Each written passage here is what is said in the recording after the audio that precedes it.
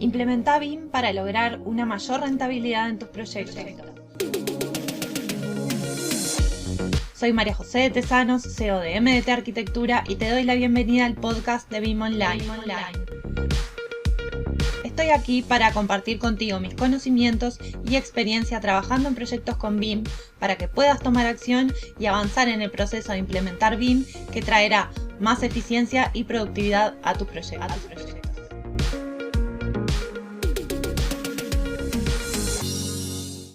Hace unos días cerramos plazas para nuestro programa de implementación BIM. Realmente fue un éxito. Empieza un equipo súper potente de profesionales que quieren implementar BIM con ganas y con resultados. Así que estamos muy conformes con esta convocatoria.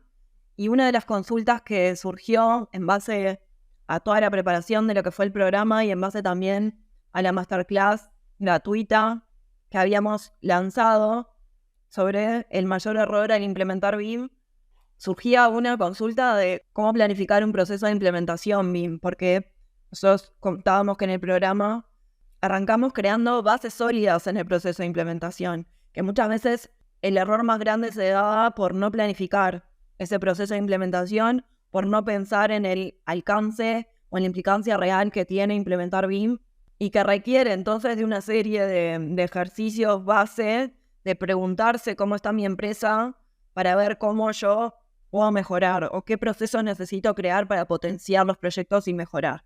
Y eso es en definitiva el mayor resultado que va a traer un proceso de implementación BIM. Entonces, ¿cómo planificarlo en el tiempo? ¿Qué se necesita para planificar un proceso de implementación BIM en el tiempo?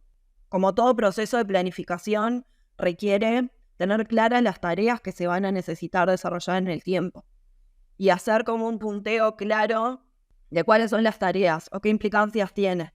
¿Qué es lo que pasa? Que en un proceso de implementación BIM muchas veces los profesionales no cuentan con esta información desde el inicio, entonces no pueden hacer una planificación clara y certera ni plantearse objetivos porque no tienen la información de qué es lo que implica implementar BIM. Entonces, obviamente, el no tener claras estas tareas lleva a que el proceso de implementación tenga expectativas falsas, no se cumpla en el tiempo y no se pueda planificar correctamente, porque se terminaron desarrollando menos tareas de las que en realidad se necesitaban, o se empezó un proceso de implementación por la mitad porque no se pensó en los objetivos, se empezó por una formación y después hubo que volver para atrás, entonces esa planificación se dilata muchísimo más en el tiempo. Yo creo que hay que pensar en distintas tareas que si las reflexionamos, por más que no podamos tener mucha información al alcance de la mano, o sí, van como decantando solas, ¿no? Vamos a necesitar armar como un organigrama de la empresa, ver cómo está la empresa estructurada, constituida, cuáles son los roles, las responsabilidades. Si la empresa funciona bien así con esos recursos que tiene, o necesito más recursos, o voy a tener que hacer algunos movimientos. Quizás, ¿por qué no?, hablar con el equipo de trabajo haciendo determinadas encuestas o hablando con determinados roles claves, a ver qué creen que se necesitaría mejorar. Me parece que muchas veces suma a ese proceso de mejora, ese diagnóstico inicial, que lo tenga en cuenta todo el equipo, que todo el equipo desde su lugar, los distintos miembros puedan sumar a esa mejora. Pensar en cómo se desarrollaban los proyectos hasta ese momento, con la metodología tradicional, para saber qué es lo que funcionaba en los procesos y qué es lo que no funcionaba. Cómo se pueden mejorar esos procesos. Cuáles eran las fallas en los proyectos que sí o sí se pueden mejorar con un proceso de implementación BIM. Analizar los software y los hardware con los que cuenta la empresa actualmente.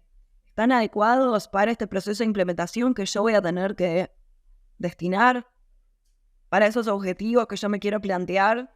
Y bueno, después pensar en el lanzamiento también de un proyecto, que va a ser un proyecto de prueba y que por lo tanto no tendría que ser un proyecto que fuera desafiante sus complejidades programáticas o de metraje, sino que sea un proyecto que desarrollo habitualmente en mi empresa. Y que no sea con una entrega real a un cliente, sino que sea en paralelo y que yo pueda practicarlo justamente. El hacer este análisis entonces me va a permitir ver en dónde está parada mi empresa. ¿Qué recursos tengo que destinar? ¿Cuánto tiempo? ¿Cuánto dinero? ¿Y cuánta productividad yo tendría que sacrificar o no? ¿Qué dedicación en el tiempo le puedo destinar para que me lleve? Yo prefiero que me lleve un año y le destino menos horas, o Prefiero que me lleve 6 meses para salir y dar ese salto inicial de forma rápida, pero sacrifico un poco la productividad de la empresa en este momento. Esa es una primera fase como de análisis, pensando en la estructura de la empresa, en los objetivos de implementación, en qué recursos y competencias digitales tiene mi empresa. Cuando yo sé en dónde estoy parado, puedo ver hacia dónde quiero ir. ¿Qué plan voy a necesitar de formaciones, de capacitaciones para los distintos miembros de los equipos de trabajo?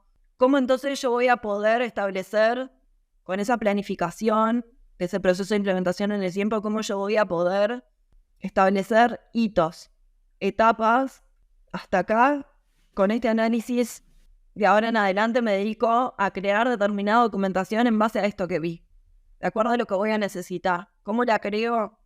Bueno, destinándole determinado tiempo para crear plantillas de trabajo, por ejemplo, con los proyectos que yo desarrollo habitualmente, sabiendo qué documentación voy a necesitar, o en el software que manejo, qué templates voy a precisar, qué librería de objetos voy a precisar, cómo yo voy a documentar si ya creé ese proceso para que todos los colaboradores dentro de mi equipo documenten igual, modelen de la misma forma. Y eso lleva un tiempo también, y eso también hay que planificar. Definir también los roles y las responsabilidades, porque muchas veces ese equipo de trabajo tiene que mutar, se tiene que pensar en algún rol o en alguna responsabilidad específica para este proceso de implementación mientras dure el proceso, la parte de planificación, o pensando para que ya quede para siempre en el desarrollo de proyectos, quién va a ser quien coordine, quién va a ser quien determine o valide la calidad del modelo, por ejemplo, o quien revise los documentos y vaya haciendo el proceso de mejora continua. Son todas roles y responsabilidades nuevos que se necesitan establecer dentro de los procesos de trabajo que yo desarrollo habitualmente. Y no necesariamente esto tiene que ser un recurso nuevo o una persona nueva. Pueden adaptarse las responsabilidades y las tareas con el equipo de trabajo que yo ya tengo. Pero de nuevo, todo esto requiere también de planificación. Esto también hay que planificarlo. Entonces, ¿cómo lo planifico? Sabiendo qué tareas, desglosándolas, voy a necesitar y por qué no desglosando también esas tareas de forma semanal, de forma mensual, de forma trimestral, de forma anual. Si yo me planteé este proceso de implementación en un año, bueno, ¿qué tareas voy a desarrollar el primer trimestre? ¿Qué tareas voy a desarrollar el primer mes? ¿Cómo las desgloso semana a semana para poder cumplir con estos objetivos que me planteé? Preparación para los miembros involucrados en el equipo. Que cada uno sepa qué nuevo rol va a tener, qué nuevos objetivos vamos a tener que cumplir, qué rol está desempeñando para que esos objetivos se cumplan. Reconfiguración tecnológica de infraestructura, por supuesto.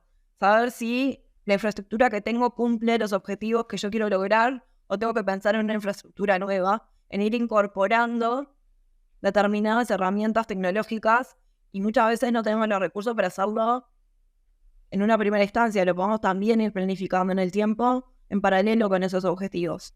Crear todos estos documentos que hablamos, manuales, guías, templates, librería de familias, librerías de objetos de modelado, catálogos, todo lo que yo necesite para ordenar la información para que al momento de desarrollar un proyecto sea mucho más fácil. Yo solamente agarro este elemento o lo tengo configurado de determinada manera y no lo tengo que configurar para cada proyecto. Lo configuré una vez y me quedó para siempre.